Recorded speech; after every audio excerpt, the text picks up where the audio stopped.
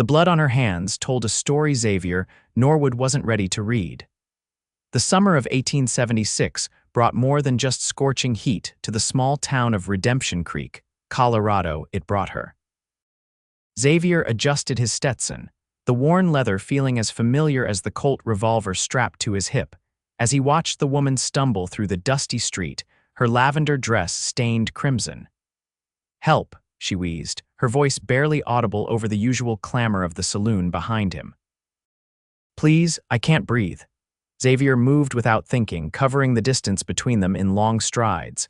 Just as he reached her, she collapsed into his arms, her face partially concealed by a cloth she held pressed against her mouth. Miss, can you hear me?" he asked, lowering her gently to the boardwalk. Curious onlookers began to gather, their whispers creating a ripple of speculation. "I can't breathe," she cried again, weaker this time, her fingers clutching desperately at the cloth. Xavier lifted the blood-soaked fabric and froze at what he saw. Beneath it was not a wound as he expected, but a small, intricate wooden pendant carved with symbols he didn't recognize. It pulsed with an unnatural blue light against her throat, which bore angry red marks as if the pendant was somehow constricting her airway. "Someone fetch Doc Miller." Xavier shouted, his voice commanding enough to send a young boy running down the street.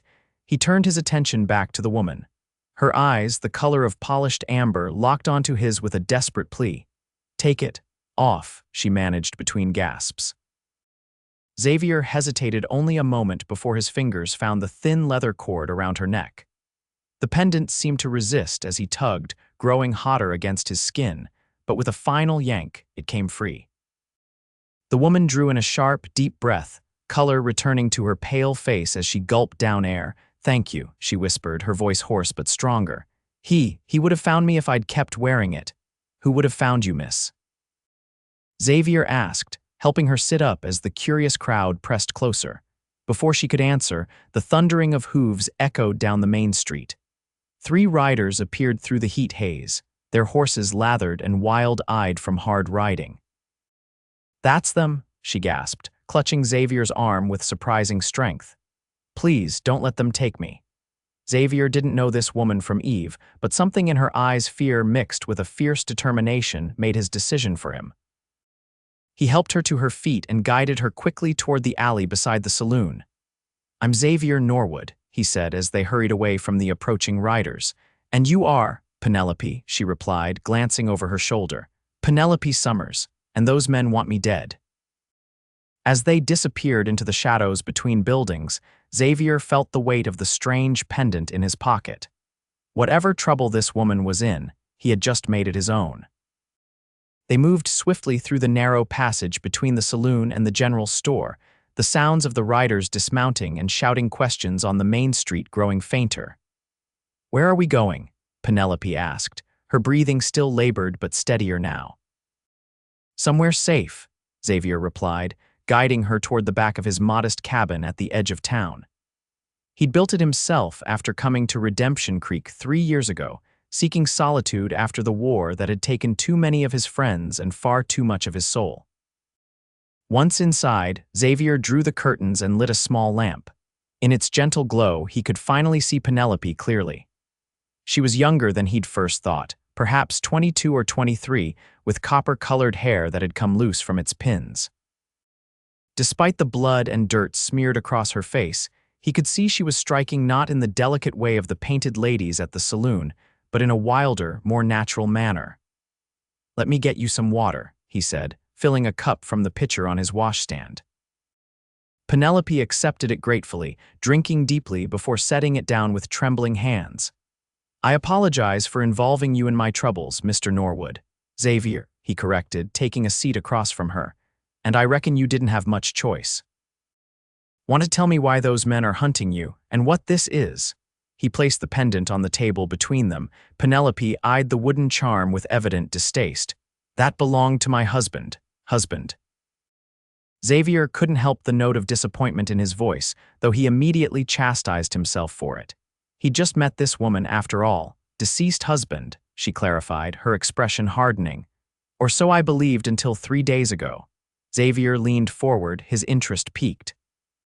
"You'd better start from the beginning," Penelope nodded, pushing a strand of copper hair behind her ear. I was married to Richard Summers for 2 years. He was a professor of antiquities at a university back east, much older than me, but kind, I thought. 6 months ago, he left on an expedition to study native artifacts. 3 months later, I received word he'd died in an accident. She paused, her fingers absently tracing the red marks on her throat. I mourned him, sold our home in Boston, and decided to travel west to start anew. But as I reached Denver, I spotted him alive and well, boarding a train with a woman I'd never seen before. When he saw me, his face, it wasn't surprise, Xavier, it was rage. Xavier frowned. He faked his death, why? I don't know for certain, Penelope said, but I found documents among his things, maps to something called the Heart of the Plains. I brought them with me, thinking they might be valuable to sell if I needed money. She reached into a hidden pocket in her skirt and withdrew a folded parchment. Then those men started following me. They're Richard's associates from the university. Xavier examined the map she handed him. It showed the territories west of Redemption Creek, with markings that seemed to indicate a path through Apache lands. This pendant, he said, gesturing to the wooden charm. What is it? Penelope's voice dropped to a whisper. Richard claimed it was a protection charm he acquired from a medicine man, but when those men caught up to me outside of town, they forced it around my neck. It started choking me, but not like normal choking. It felt like it was drawing the air from my lungs, no matter how much I breathed in. Xavier picked up the pendant carefully. The symbols carved into it were unlike any he'd seen before, and he'd spent enough time around various tribes to recognize most traditional markings.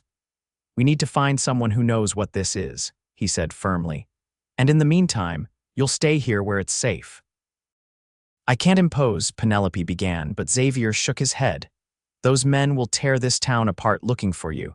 I've got a spare room, and nobody will think to look for you here. A pounding at the door made them both jump. Xavier motioned for Penelope to hide in the bedroom as he drew his revolver and approached the door cautiously. Norwood, open up. The familiar voice of Sheriff Mills relieved some of Xavier's tension, but not all of it. He opened the door just enough to see the sheriff's weathered face. Evening, Sheriff. What brings you by? There's strangers in town looking for a woman, Mills said, his bushy eyebrows drawn together in suspicion. Said she's dangerous, murdered a man back east. They say they saw you with her. Xavier kept his expression neutral. I helped a lady who was feeling faint from the heat earlier. Didn't catch her name. I walked her to the hotel, and that's the last I saw of her. Sheriff Mills studied Xavier's face. They had a complicated history. Xavier had been a lawman himself once, before hanging up his badge after a shootout gone wrong. Mills respected him but never fully trusted him. These men have papers, Norwood. They say they're lawfully pursuing a fugitive. Papers can be forged, Xavier replied evenly. And I haven't seen a woman matching their description since this afternoon. After a long moment, Mills nodded. All right, but if you do see her, you bring her to me. We do things proper in Redemption Creek. Always have, Sheriff, Xavier agreed, closing the door as Mills departed. When he returned to the main room, Penelope was already there, her face pale. They're saying I'm a murderer, a convenient story to get the law on their side, Xavier said, holstering his revolver. But it buys us some time to figure out what your husband is really after. Penelope sank into a chair. I never thought Richard capable of this. He was always so. Academic, more interested in his books and artifacts than in people. She looked up at Xavier, her amber eyes glistening with unshed tears. Why would he do this? What could possibly be worth faking his death and now trying to kill me? Xavier held up the map. Whatever is at the end of this trail, I reckon. And tomorrow, we're going to find someone who might know what these symbols mean. Penelope questioned. I was a Texas Ranger before I came here, Xavier explained. I've tracked men worse than your husband across territories with less to go on than this. Besides, he added with a slight smile, I've been feeling restless lately. Might do me good to have a purpose again. That night, Xavier made a simple meal of beans and cornbread, which they ate in a comfortable silence. He gave Penelope his bed and took the small cot in the spare room for himself. As he lay awake, listening to the occasional sounds from town and the distant howl of coyotes. Xavier found himself thinking about the woman sleeping just beyond his wall. There was something about Penelope Summers that stirred feelings he'd thought long buried a need to protect, yes, but something more than that. A recognition, perhaps, of a kindred spirit. Someone else who had been betrayed by the very person they should have been able to trust most. Morning came with the smell of coffee brewing. Xavier emerged from his room to find Penelope at his stove, her hair neatly braided and her dress still stained but somewhat cleaner straightened as best she could manage. "I hope you don't mind," she said, gesturing to the pot. "I wanted to make myself useful." "Not at all," Xavier replied, accepting the cup she offered. "How are you feeling?" "Better," she said, touching her throat where the marks had faded somewhat, "though I'm not sure what we do next." Xavier sipped his coffee, impressed by its strength. "I know someone who might be able to help us understand that pendant and your map. Old friend of mine named Two Hawks. He trades between the Apache and the settlers, knows more about both worlds than anyone I've met." "Will he help us?" Penelope asked. "For the right price," Xavier said with a nod. "And I've got something he's been wanting for a while." After breakfast, Xavier rummaged through an old trunk and pulled out a cavalry sword, its blade still sharp despite years of disuse. "This was my father's," he explained. "Two Hawks has been trying to buy it from me for years. Says it has some kind of significance to his people." He wrapped the sword carefully and tucked it under his arm before retrieving a dress from another trunk. "This was my sister's," he said, offering it to Penelope. "She left it here last time she visited. It might fit you better than what you're wearing, and it'll attract less attention." Penelope accepted the simple blue calico dress with gratitude. "Your sister won't mind. Elizabeth lives in San Francisco now with her husband," Xavier said with a small smile. "She's got dresses finer than anything in Redemption Creek. She won't miss this one." While Penelope changed, Xavier prepared his horse, a sturdy buckskin gelding named Copper. He secured a second saddle borrowed from his neighbor onto a reliable mare he kept for occasional use. By the time Penelope emerged in the blue dress, her hair hidden beneath a bonnet he'd also provided, they were ready to leave. "We'll go out the back way," Xavier explained, helping her mount. "Less chance of being spotted. Two Hawks has a trading post about 3 hours' ride from here." As they rode out of town, keeping to the tree line and avoiding the main roads, Xavier found himself watching Penelope. She sat tall in the saddle, handling the horse with evident skill. "You ride well," he commented as they forded a shallow stream. "My father raised horses in Virginia before the war," she explained, a hint of sadness crossing her features. "He taught me everything he knew. After he died, I had to sell the farm. That's when I met Richard. He seemed like salvation at the time." Xavier nodded in understanding. "War changed everything for a lot of folks, pushed people into choices they might not have made otherwise. Is that what happened to you?" Penelope asked, her amber eyes curious. "Is that why a Texas Ranger ended up in a small town like Redemption Creek?" Xavier was silent for a long moment, considering how much to share. Finally, he said, "I was tracking a gang that had robbed a bank in Abilene, followed them for weeks. When I finally caught up, I was so focused on the job that I didn't see the signs of innocent people in their camp." He paused, the memory still painful after all these years. There was a shootout. A young woman was killed in the crossfire, someone the gang had kidnapped from a stagecoach. I turned in my badge the next day. Penelope reached across the space between their horses and touched his arm gently. "I'm sorry." "It was a long time ago," Xavier said, though they both knew such wounds never fully healed. "Anyway, that's enough about my troubles. We should reach Two Hawks' place by midday if we keep this pace." The trading post appeared suddenly as they crested a hill, a sturdy log building with a corral beside it and smoke rising from the chimney. Several horses were tied up outside, and a wagon loaded with furs stood nearby. "Let me do the talking," Xavier advised as they approached. "Two Hawks is a good man, but he's cautious around strangers." They dismounted and tied their horses to the hitching post. Xavier led the way inside, the bell above the door announcing their arrival. The interior of the trading post was dimly lit but well organized, with shelves of goods ranging from practical tools to colorful beads and fabrics. Behind the counter stood a broad-shouldered man with streaks of gray in his long black hair, tied back with a leather thong. His face, weathered by years in the sun, broke into a smile when he recognized Xavier. "Norwood," he said, his deep voice carrying a slight accent. "It has been many moons since you darkened my door." "Two hawks," Xavier greeted him with a nod. "Good to see you. This is Miss Penelope Summers." Two hawks studied Penelope with dark, intelligent eyes that seemed to take in everything about her in a single glance. "Any friend of Norwood's is welcome here. What brings you to my humble establishment?" Xavier glanced around, noting two trappers examining rifles in the corner. "Is there somewhere we can speak privately? I've brought that item you've been asking about." Two hawks' eyebrows rose with interest. "Indeed, follow me." He led them through a door at the back of the store into a living area furnished with a mix of native and settler items. A fire burned in a stone hearth, and the walls were decorated with woven blankets and a few old photographs. "Now," Two Hawks said, gesturing for them to sit, "what is so important that you finally part with your father's sword?" Xavier unwrapped the cavalry sword and laid it on the table.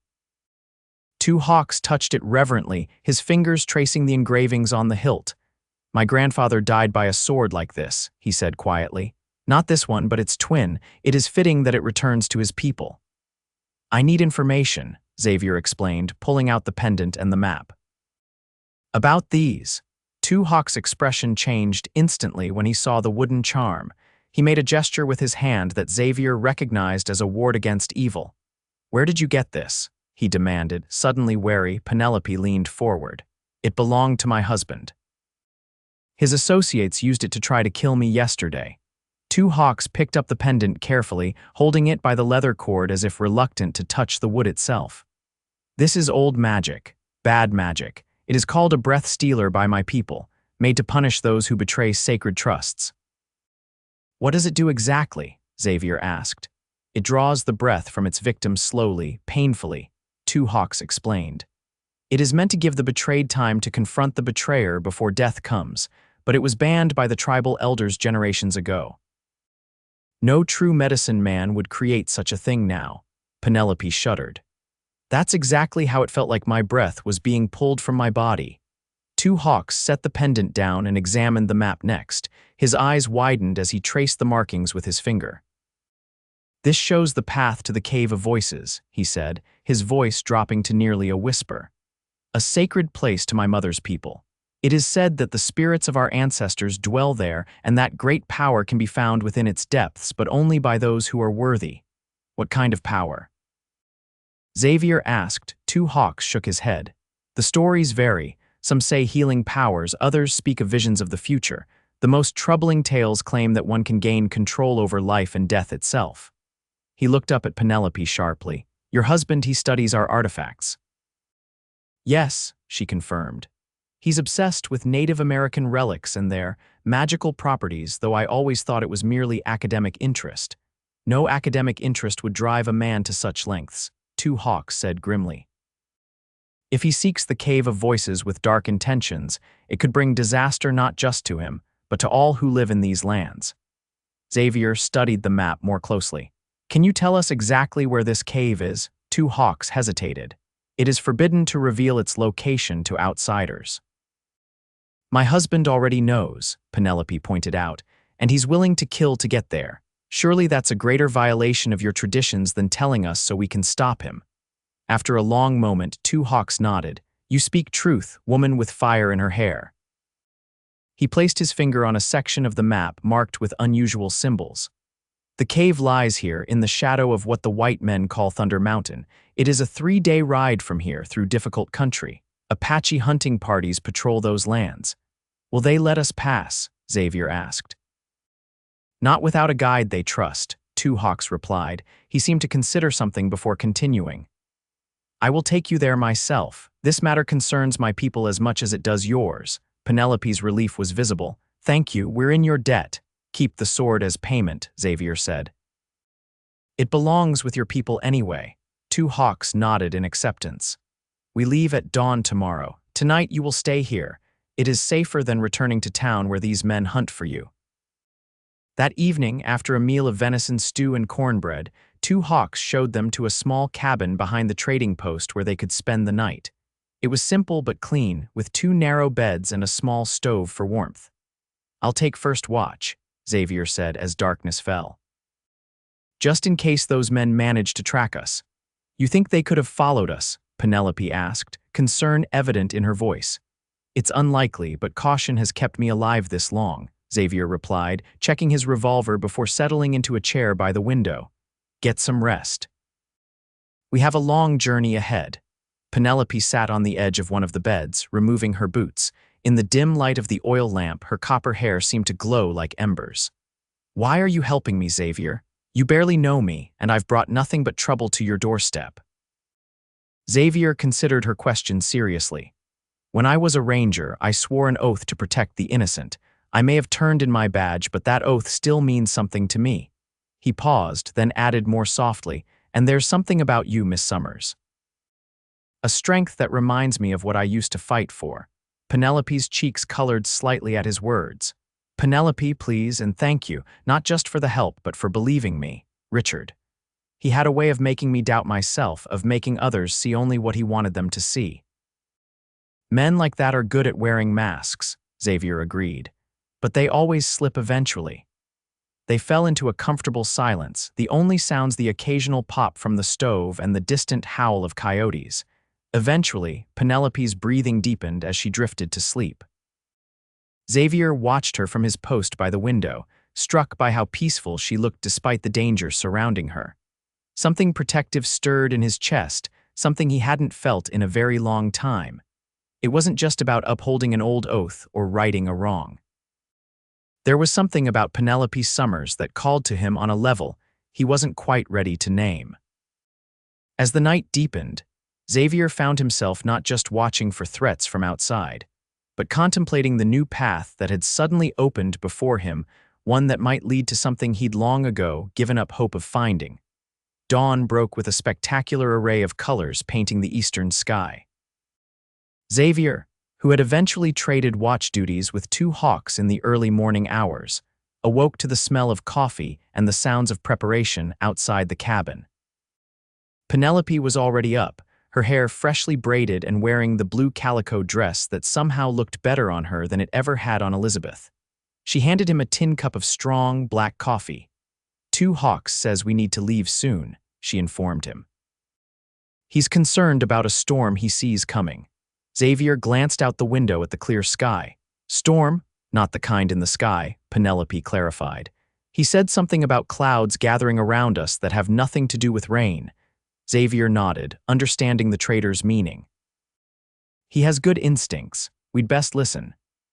After a quick breakfast of jerky and hardtack, they found two hawks loading supplies onto 3 horses.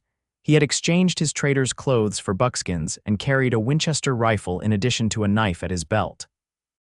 Xavier noted with approval that the horses were well chosen for the terrain. They'd be crossing sure-footed and sturdy rather than swift. "The way will be difficult," two hawks warned as they mounted up. "We must avoid the main trails where your pursuers might look for you, and also skirt around patchy hunting grounds where strangers are not welcome." "Lead on," Xavier said, adjusting his hat against the morning sun. "We'll follow." They rode westward, keeping to the shelter of ravines and stands of pine whenever possible.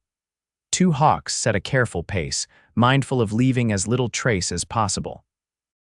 By midday, the trading post was far behind them, and the landscape had changed from rolling hills to more rugged terrain, with jutting rock formations and deeper gullies cut by spring runoff.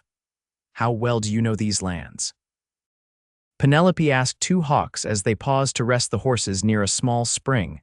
"I was born in these mountains," the trader replied, gesturing to the distant peaks. "My father was Apache, my mother Ute. I walked between worlds before I could talk." He took a drink from his canteen. The Cave of Voices was a forbidden place even then. Only medicine men and tribal elders were permitted to enter.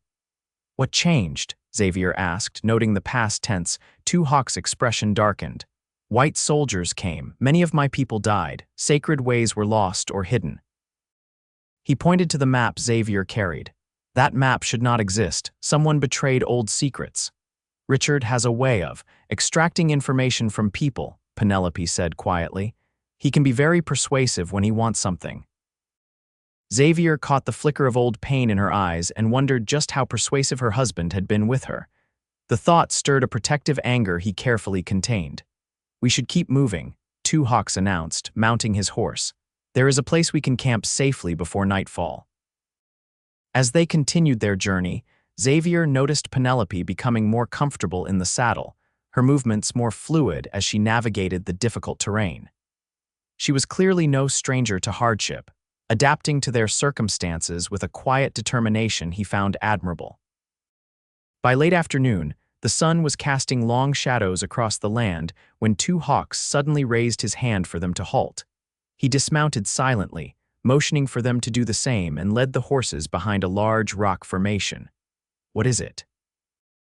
Xavier whispered, his hand instinctively moving to his revolver. Two Hawks pointed to a ridge about half a mile ahead.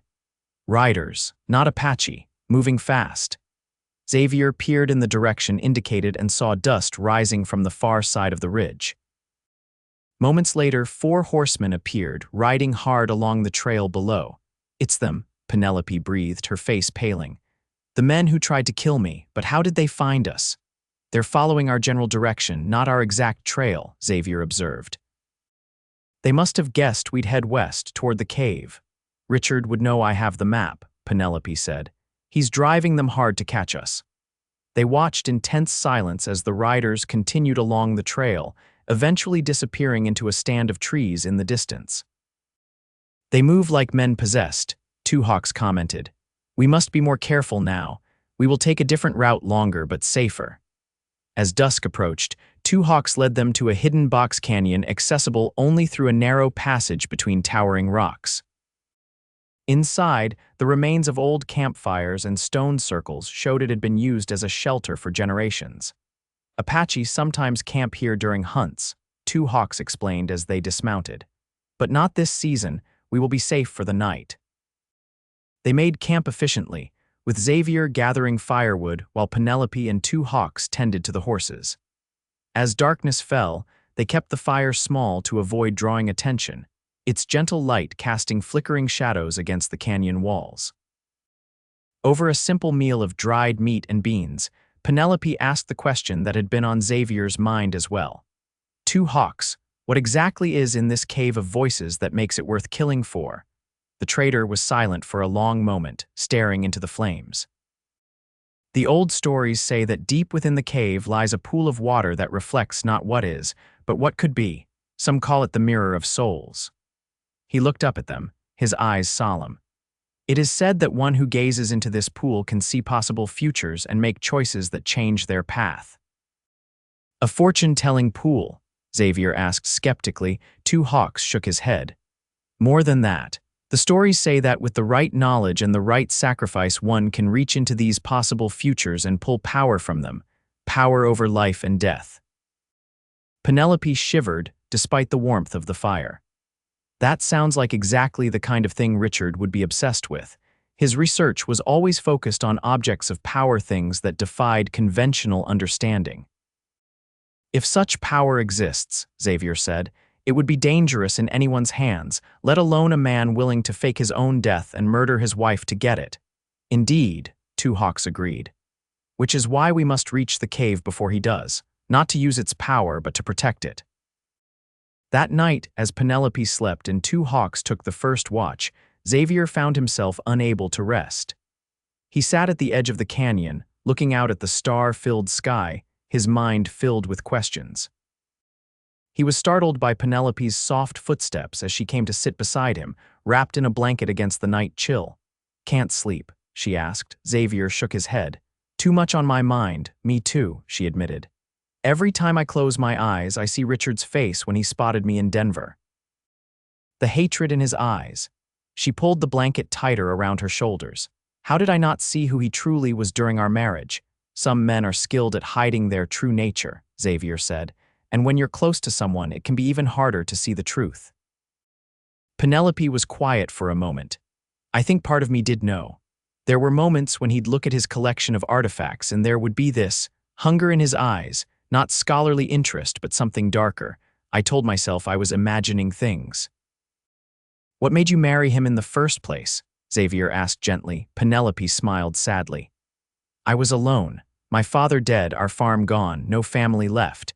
Richard seemed like stability, intelligent, respected, secure. He courted me with poetry and promises of a life filled with beauty and knowledge." Her voice hardened. "What a fool I was." "Not a fool," Xavier corrected. "Just someone who wanted to believe in something good. We've all done that." Their eyes met in the starlight, and for a moment, something passed between them, a recognition of shared pain, but also of resilience. "Tell me about being a Texas Ranger," Penelope said, changing the subject. "Was it very dangerous?" Xavier chuckled softly. "Always. But there was purpose in it, protecting people who couldn't protect themselves, bringing order to places that had none. For a while, it was enough." "Until it wasn't," Penelope said perceptively. "Until it wasn't," he agreed. "After the incident I told you about, I couldn't wear the badge anymore. Came up here to lose myself for a while. Ended up staying." "And did you lose yourself?" she asked. Xavier considered the question. "Parts of me, maybe. But being out here, where a man is judged by his actions and not his past, I found other parts I didn't know were there." They talked well into the night, sharing stories of their lives before their paths had crossed. Xavier told her about growing up on a small ranch in Texas, about his sister Elizabeth, who had always been the smarter one, about his years riding with the Rangers. Penelope spoke of her childhood in Virginia, of helping her father raise horses, of her dreams of traveling west, even before circumstances forced her in that direction. When two hawks came to relieve Xavier for the second watch, he found them still talking, their voices low but animated. The trader said nothing, but a knowing look crossed his weathered features as he nodded to them both. "You should get some rest," Xavier told Penelope reluctantly. "Tomorrow will be another long day," she nodded, rising to her feet. "Thank you for listening, Xavier. It's been a long time since I could just talk to someone." "Anytime," he replied, watching as she returned to her bedroll. Two hawks settled beside him, his expression unreadable. "The woman with fire in her hair has known great sorrow," he observed quietly. "Yes," Xavier agreed. "But she's stronger than she knows." Two hawks nodded. "As are you, my friend. Perhaps this is why your paths have crossed." Xavier didn't respond, but as he finally sought his own rest, the trader's words echoed in his mind. He had long ago stopped believing in fate or destiny. But meeting Penelope had awakened something within him that had been dormant for years, a feeling that perhaps not all paths led to loneliness and regret. The next 2 days of travel took them deeper into the wilderness, following ancient trails known only to two hawks. The landscape grew increasingly dramatic, with towering mesas and deep canyons that required careful navigation. They saw no further sign of their pursuers, but the tension never fully left them. Two hawks assured them they were taking routes Richard and his men would not know about, but Xavier remained vigilant, constantly scanning the horizon for any sign of danger. On the afternoon of the third day, Thunder Mountain finally came into view, a massive formation of rock that seemed to pierce the sky, its summit often hidden in clouds even on clear days.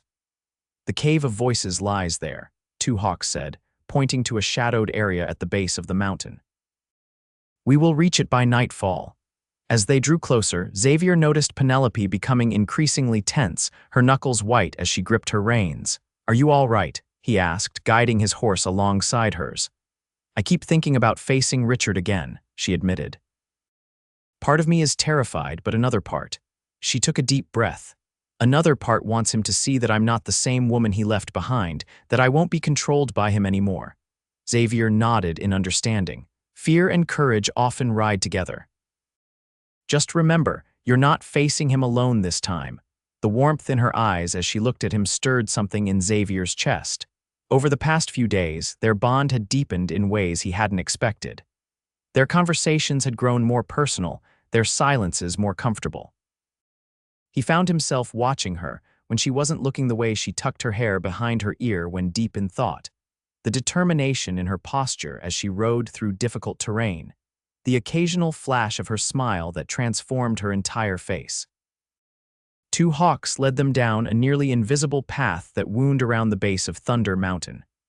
As the sun began to set, casting long shadows across the landscape, he halted before what appeared to be a solid rock face covered in ancient pictographs. "We have arrived," he announced, dismounting. "The entrance is hidden to those who do not know where to look." The trader approached the rock wall and ran his hands over the pictographs, muttering words in a language Xavier didn't recognize. Then he pressed against a specific section of stone, and with a grinding sound, a narrow opening appeared, a crack just wide enough for a person to slip through sideways. "The ancestors protected their secrets well," Two Hawks said. "We will leave the horses here and proceed on foot."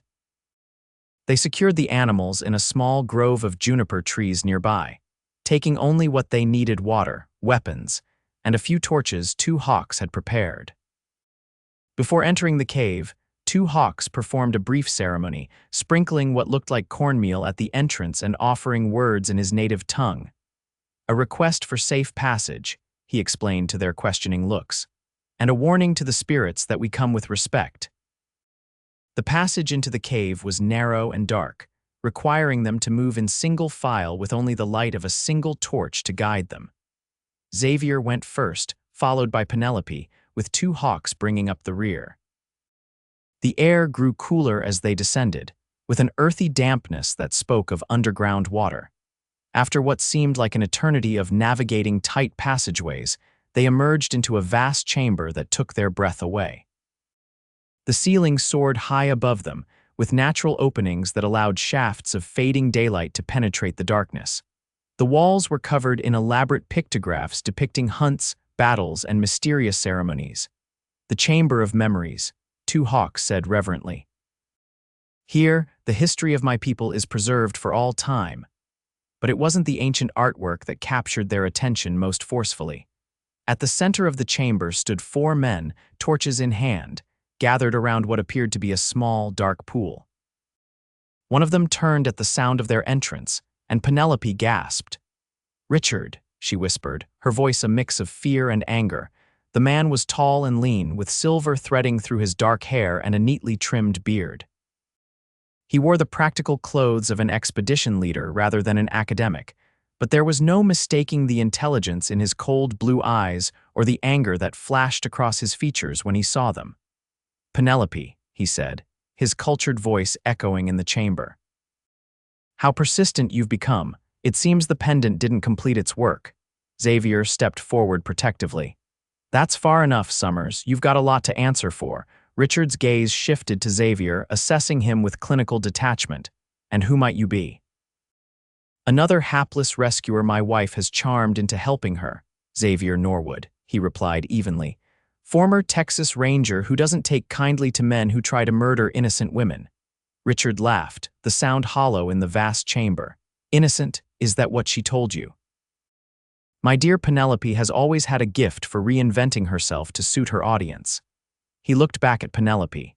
"Did you tell your cowboy hero how you stole my research, how you've been interfering with my work for years?" "That's not true," Penelope said firmly, stepping up beside Xavier. "I never touched your research until I found the map after believing you were dead. A death you faked, Richard." "A necessary deception," Richard replied dismissively. "My work required freedom from certain entanglements, including a wife who never understood the importance of what I was pursuing." He gestured to the pool behind him. "And now, at last, I've found it, the Mirror of Souls." Two Hawks moved forward, his expression grave. "You trespass on sacred ground, white man. This place is not for you to defile." "Defile," Richard scoffed. "I'm about to unlock its true potential. Something your people never had the vision to do." He snapped his fingers, and his three companions raised their rifles, pointing them at Xavier, Penelope, and Two Hawks. "Now, I'm afraid I must ask you to remain still while we complete our work." Xavier tensed, calculating their odds. 3 armed men plus Richard, in an enclosed space with limited cover. Not good. "What exactly are you planning to do?" he asked, stalling for time as he surveyed the chamber for any advantage. Richard turned back to the pool, his voice taking on the cadence of a lecturer. The legends speak of a ritual that allows one to harness the power of the mirror to reach into possible futures and draw strength from them. With that power, I can reshape reality itself. At what cost? Two Hawks demanded. All power requires sacrifice. A cold smile spread across Richard's face. Indeed it does, which is why I brought insurance. He nodded to one of his men, who disappeared down a side passage, returning moments later dragging a bound and gagged woman. Penelope gasped. Sarah. The woman, young, with dark hair and terrified eyes, struggled against her bonds. Your friend from Boston, Richard confirmed. She came looking for you after you disappeared. How fortunate for me. He pulled a knife from his belt. The ritual requires blood freely given or forcibly taken. I prefer the latter. It creates a stronger connection. Xavier's hand inched toward his revolver. This ends now, Summers. I wouldn't, warned one of the armed men, cocking his rifle. The professor gets what he wants, or you all die here. The tension in the chamber was palpable as Richard dragged Sarah toward the pool, the knife glinting in the torchlight. Penelope looked at Xavier with desperate eyes, a silent communication passing between them. In that moment, Xavier knew what he had to do. With a subtle nod to Two Hawks, he took a calculated risk. You're right about one thing, Summers, he said loudly, drawing Richard's attention. Penelope did steal something from you. He reached into his pocket and pulled out the wooden pendant. This. Richard's eyes widened at the sight of the charm. The breath stealer, give that to me now, you want it, Xavier challenged, holding it up. Come and get it. What happened next unfolded in a blur of motion. As Richard stepped away from Sarah and the pool, Xavier threw the pendant high into the air. All eyes followed it instinctively, just long enough for Two Hawks to kick over one of the torches, sending it rolling toward a pile of ancient, dry brush that had accumulated in one corner of the chamber. The brush ignited instantly, creating a bright flare of light and a plume of smoke. In the momentary confusion, Xavier drew his revolver and fired twice, not at the men, but at the torches they held, plunging half the chamber into darkness. Run. He shouted to Penelope, who immediately darted forward to help Sarah. Two Hawks used the confusion to tackle one of Richard's men, wrestling for control of his rifle. Xavier engaged another, landing a solid punch that sent the man staggering back toward the spreading fire. Richard lunged for Penelope as she untied Sarah, but Xavier was faster, intercepting him with a shoulder that drove the older man to the ground. Get Sarah out of here, Xavier called to Penelope. Two Hawks knows the way. The traitor had subdued his opponent and was already guiding the women toward the exit passage. The third gunman, recovering from his initial shock, raised his rifle to fire at the retreating figures. Xavier didn't hesitate. His revolver barked once more and the man fell, clutching his shoulder. Richard scrambled to his feet, his academic demeanor gone, replaced by feral rage. You've ruined everything, he snarled, retrieving the knife he'd dropped. Years of research, of planning. It's over, Summers, Xavier stated firmly, keeping his gun trained on the professor. The only question is whether you leave this cave in chains or not at all. Richard's eyes darted to the wooden pendant that had fallen near the edge of the pool during the chaos. With surprising speed for a man his age, he lunged for it. Xavier fired, but his bullet only grazed Richard's arm. The professor grabbed the pendant and backed toward the Mirror of Souls, his face contorted with a mixture of pain and triumph. You understand nothing of power, Ranger, he spat. Let me demonstrate what true control looks like. Before Xavier could stop him, Richard slashed his own palm with the knife and let his blood drip into the dark waters of the pool. As the blood made contact, the surface began to glow with an unearthly blue light, the same light Xavier had seen emanating from the pendant when he first met Penelope. Richard, don't, Penelope's voice rang out from the entrance passage. She had returned alone, her face set with determination. Whatever you think will happen, it's not worth the cost. Richard ignored her, staring mesmerized into the glowing pool as he began to chant words in a language that sounded ancient and forbidding. The wooden pendant in his hand began to pulse with the same blue light, growing brighter with each word. The air in the chamber seemed to thicken, becoming harder to breathe. Xavier felt a pressure building, as if the very atmosphere was being compressed around them. "Penelope, get back," he shouted, but she was already moving forward, her eyes fixed on her husband. "I'm not running anymore, Richard," she declared, her voice steady despite the fear Xavier could see in her eyes. "Not from you, not from anything." Richard looked up from the pool, his eyes now glowing with the same eerie blue light. "Too late, my dear, the power is already responding to me. I can feel it, the possibilities, the futures that could be." His voice had taken on an echoing quality, as if multiple versions of himself were speaking at once. "In some of them, you die here. In others, you live to serve me. I think I prefer the latter." He raised the pendant, pointing it at Penelope. "I can take your breath again, but this time I'll keep it. Your life force will feed my transformation." Xavier didn't think, he reacted. Throwing himself forward, he tackled Penelope out of the way just as a stream of blue energy erupted from the pendant. The energy struck the cave wall instead, causing the entire chamber to shake as ancient rock cracked and splintered. "The cave is becoming unstable." Xavier warned, helping Penelope to her feet. "We need to leave now." Richard seemed oblivious to the danger, still chanting as he alternated between staring into the pool and directing the pendant toward them. With each failed attempt to hit Penelope, his attacks grew wilder, striking walls, ceiling, and floor. Chunks of rock began to fall from above as the chamber's structural integrity weakened. One of Richard's remaining men fled down the exit passage, but the other lay unconscious near the now roaring fire. "We can't leave him," Penelope said, gesturing to the unconscious man. Xavier nodded, holstering his revolver to free his hands. "I'll get him. You start toward the exit." "I'm not leaving you," she insisted, her amber eyes resolute. Before Xavier could argue, a larger tremor shook the cave, and a massive section of the ceiling collapsed, blocking half of the exit passage. "The way out is closing." Xavier shouted to be heard over the rumbling of the cave and the crackling of the fire. "We have to go now." They ran together toward the unconscious man, each taking an arm to drag him away from the flames. As they struggled toward the partially blocked exit, Richard's maniacal laughter echoed behind them. "You can't escape what's coming," he called, his voice distorting further.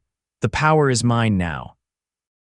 Xavier glanced back to see Richard standing waist deep in the pool, the water swirling around him as the blue light engulfed his body. The pendant floated before him, no longer connected to its leather cord, pulsing like a heartbeat as it absorbed energy from the pool. "Richard, please."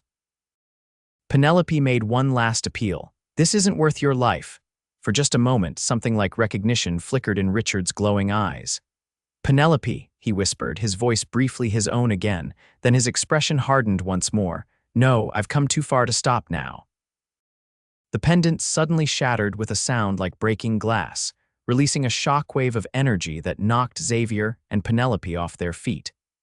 The unconscious man they'd been dragging was thrown against the wall, while Richard was driven deeper into the pool with a startled cry. As Xavier struggled to his feet, pulling Penelope up with him, he saw Richard thrashing in the water, which was now boiling around him. The professor's face contorted in agony as the blue light seemed to be drawn into his body rather than emanating from it. "What's happening to him?" Penelope gasped. "The power is consuming him," came Two Hawk's voice from the partially blocked passage. The traitor had returned, his face grim as he squeezed through the narrow opening that remained. He sought to control what cannot be controlled. Richard's screams echoed through the chamber as his body began to dissolve into the same blue light that had surrounded him. The cave shook more violently, and larger sections of the ceiling began to collapse. "We cannot save him," Two Hawks said firmly, "and we cannot save this man either." He gestured to Richard's unconscious associate, who had been crushed by falling debris during the shockwave. "We must go now, or join them in death." Xavier took Penelope's hand, feeling her trembling as she watched her husband's final moments. "Penelope, we have to leave." She nodded, tears streaming down her face, not for the man Richard had become, Xavier understood, but for the man she had once believed him to be. They followed Two Hawks to the exit, now barely wide enough for a person to squeeze through. The traitor went first, guiding them with urgent commands. Xavier insisted Penelope go next, helping her navigate the tight space. As he prepared to follow, a final, desperate cry made him turn back. Richard's form was barely visible now, more light than substance, his face a mask of regret and rage as the pool claimed him completely. Then, with a sound like thunder, the remainder of the ceiling collapsed, and Xavier threw himself into the passage just in time to avoid being crushed. The journey through the narrow tunnel was a nightmare of choking dust, falling rocks, and desperate scrambling. Several times Xavier thought they would be trapped, but somehow they kept moving forward, driven by the primal need to survive. When they finally emerged into the open air, night had fallen. Sarah was waiting with the horses, her bonds removed but fear still evident in her eyes.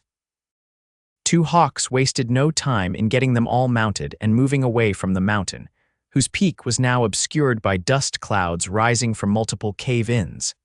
They rode in silence for nearly an hour, putting distance between themselves and Thunder Mountain. Finally, when two hawks deemed it safe, they made camp in a sheltered ravine, exhaustion overtaking them all. As Xavier built a small fire, Penelope sat with Sarah, speaking softly to her friend, explaining what had happened. The young woman seemed dazed but physically unharmed, clinging to Penelope's hand as if afraid she might disappear. Two hawks approached Xavier as he worked. "The Cave of Voices is sealed forever now," the trader said quietly. "Perhaps it is better this way.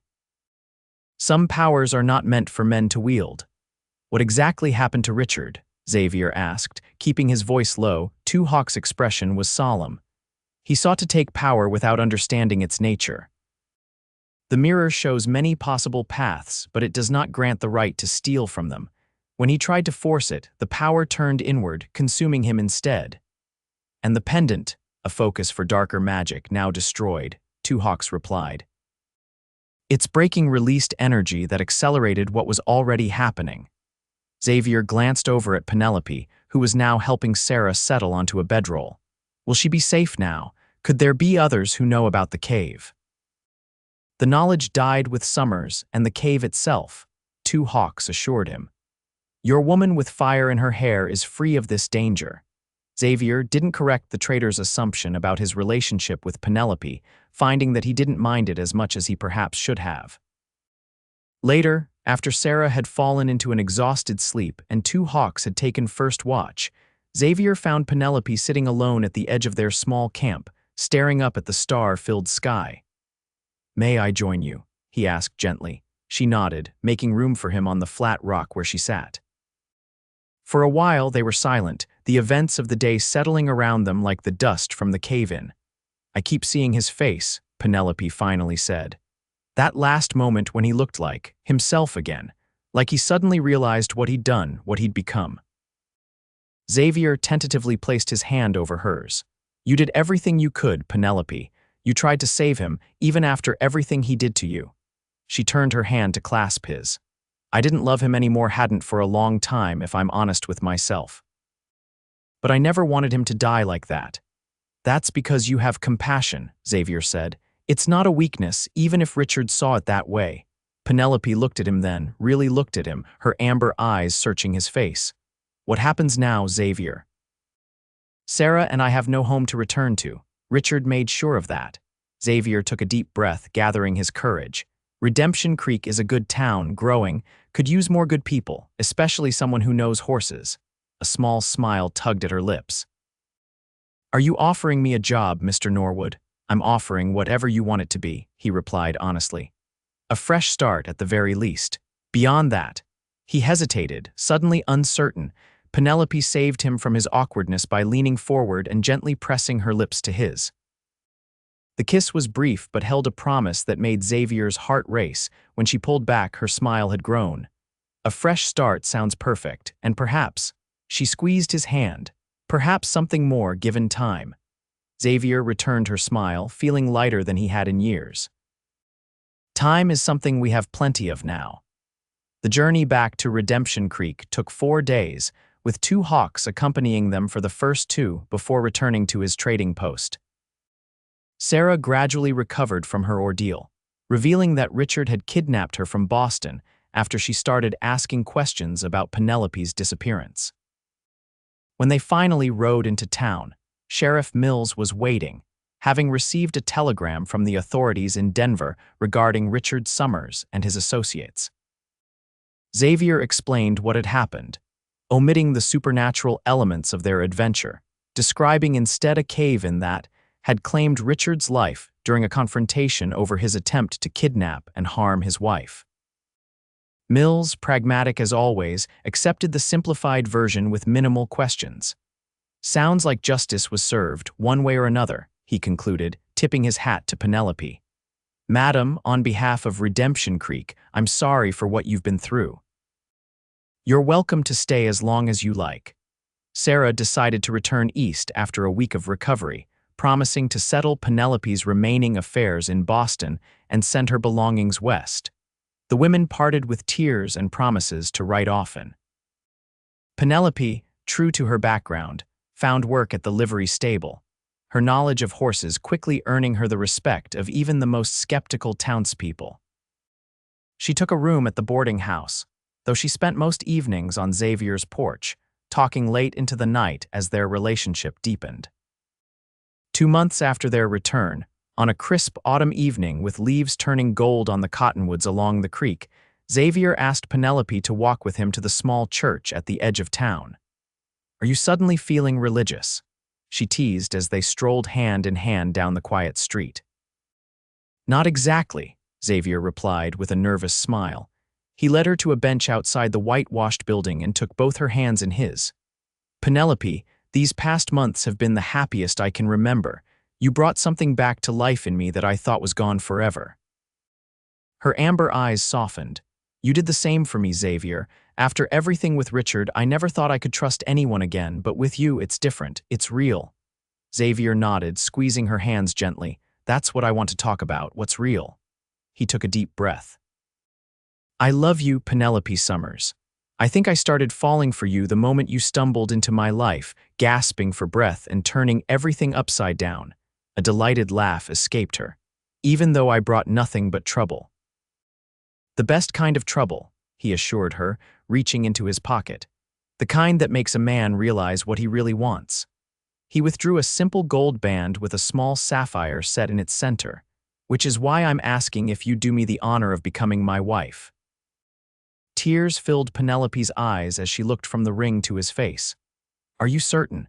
After everything you know about me, about my past?" "It's because of everything I know about you that I'm certain," Xavier replied earnestly. "Your strength, your compassion, your willingness to fight for what's right, those are the things I love most. Your past made you who you are, and that's the woman I want to build a future with." Penelope's smile was radiant as she nodded. "Yes, Xavier Norwood. Yes, I will marry you." As he slipped the ring onto her finger and pulled her into a kiss that held all the promise of their future together, Xavier thought about the strange journey that had brought them to this moment. From a desperate encounter on a dusty street to a supernatural battle in an ancient cave, their path had been anything but ordinary. Yet here they were, finding in each other the healing and hope they both had thought lost forever. Perhaps that, Xavier reflected as he held Penelope close, was the greatest magic of all. They were married 2 weeks later in the same church, with the entire town turning out to celebrate. Elizabeth traveled from San Francisco with her husband to stand beside her brother, while Sarah returned from Boston to support her friend. Even 2 hawks made the journey, bringing gifts of beautifully crafted blankets and a pair of matching silver bracelets said to bring good fortune to those who wore them. As Xavier and Penelope exchanged vows before the community that had embraced them both, the shadows of the past seemed to finally lift completely. The breath stealer was gone, the cave of voices sealed, and Richard Summers was nothing more than a painful memory gradually losing its power to hurt. In its place was something far stronger, a love forged through danger and discovery, a partnership of equals who had seen each other at their most vulnerable and found strength in that vulnerability. When the minister pronounced them husband and wife, and Xavier kissed his bride to the cheers of their friends and neighbors, it felt like the beginning of a story rather than the end of one. A story of second chances and new beginnings, of finding home in the most unexpected places and in the most unexpected people. Later that night, as they stood on the porch of their cabin now truly theirs together, Xavier wrapped his arms around Penelope from behind, both of them gazing up at the vast canopy of stars overhead. Happy. He murmured against her copper hair, which shone like fire in the lamplight spilling from their window. Penelope turned in his embrace, her amber eyes reflecting all the love he felt in his own heart. "More than I ever thought possible," she answered, rising on tiptoe to kiss him softly. "And you?" Xavier smiled, thinking of the long journey that had brought them together, and the even longer one that stretched before them, ordinary days and extraordinary moments, challenges and joys, all shared with the remarkable woman in his arms. "I can breathe again," he said simply, holding her close as the future beckoned, bright with promise.